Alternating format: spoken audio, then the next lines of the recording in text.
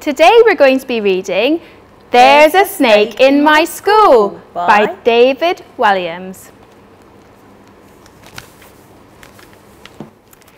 Mr. Bright had told all the children in his class it was Bring Your Pet to School Day. Everyone rushed into the playground to meet the animals.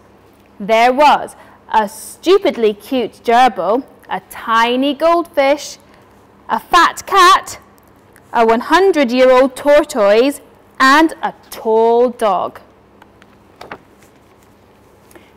Last to arrive, as usual, was a little girl called Miranda. She was riding on the back of an enormous slithery snake. "Meet Penelope, my pet python," announced Miranda. On seeing the snake, the other children screamed, "Ah!" Miranda loved being different. She always stood out at school with her individual take on school uniform, her cartwheels down the corridors, and her funny answers in class. What ended in 1945? 1944? A python is a rather unusual pet, but Miranda and Penelope had so much fun playing together. For the little girl, the snake would pretend to be a balloon, a scarf, a hula hoop, a telescope, a trombone, and sometimes, when they were both feeling very particularly mischievous, a third arm. "Come and give her a tickle," encouraged Miranda, but the other children were too scared. Penelope was a python after all, and pythons eat people. All the pets were frightened too. The large dog yanked his lead, sending his tiny owner flying. The goldfish tried to hide behind some water. The tortoise made a rather slow run for it.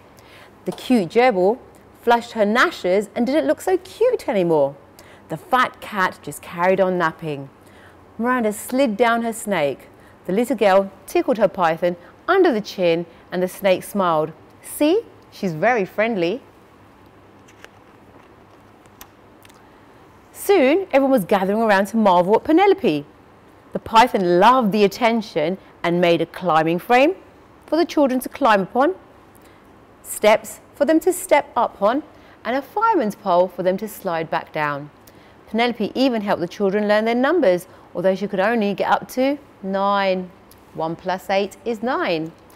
This was turning into the best day of school ever, but then Mrs. Bloat, the headmistress, thundered into the playground. "There's a snake in my school!" she shouted. Miss Bloat didn't like animals much, but she didn't like children either. "It's Bring Your Pet to School Day," splurted Mr. Bright, "and Penelope is my pet," said Miranda. "Miranda, I should have known you would have to be different. A snake is not a pet. It's a menace," snapped Miss Bloat. "Mr. Bright, all these filthy beasts are confiscated." All the girls and boys shouted, "No!" as the headmistress stuffed their pets into the lost property cupboard, except for Penelope the snake. Miss Bloat had other ideas for her. "This disgusting thing is coming with me," bellowed the headmistress. With that, she dragged the poor python along the corridor to her office. "Where are you going to put Penelope?" asked Miranda. "In the bin." "No!" Miss Bloat crammed the snake into her bin and slammed the lid shut. Then she plonked herself down on the top so the python couldn't escape. The bin rattled and rattled, but Penelope was trapped. "A snake in my school indeed. Get back to your lesson." Downstairs in the classroom, tears rolled down Miranda's cheeks. All the children were sad to have their pets taken away, but no one was sadder than Miranda. The little girl feared she would never see Penelope again. At the end of the day, Miranda dashed upstairs to Miss Bloat's office to try and make her change her mind. There was no answer, so slowly Miranda pushed open the door, only to see Penelope sitting in the headmistress's chair. Miss Bloat was nowhere to be seen, so the girl grabbed the key on the desk, ran to the lost property cupboard as fast as she could and unlocked it. The animals were overjoyed to be set free. Whoosh!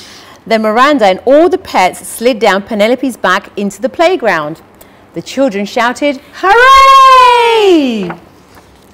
Penelope entertained everybody again. She made a seesaw for them to seesaw on, a swing for them to swing on, a wheel for them to roll on, and a skipping rope for them to skip with. Penelope even had some of the younger children with the alphabet, although it was hard to do an X. As for Miss Bloat, she was completely disappeared. So Mr. Bright was made the headmaster. Now the children were allowed to bring in all their favourite animals whenever they wanted. The school became home to every sort of fantastic creature, such as a giraffe, An ostrich, a tiger, a gorilla, an elephant, a kangaroo, a crocodile, a grizzly bear, and even a colony of penguins. But the star attraction was always Penelope. Although Miranda had noticed that there was something different about her python. There was a bulge, a big bulge in the snake's tummy, a bulge in the shape of Miss Bloat. But the little girl thought it was best not to say anything. "Let me out!" The end.